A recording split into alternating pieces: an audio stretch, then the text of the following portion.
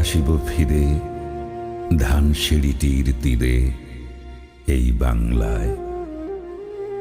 হয়তো মানুষ নয়, হয়তো বা শঙ্খচিল শালিখের বেশে,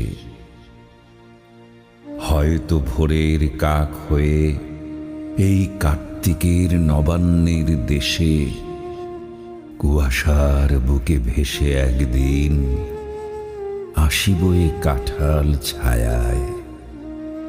হয়তো বা হাঁস হব কিশোরীর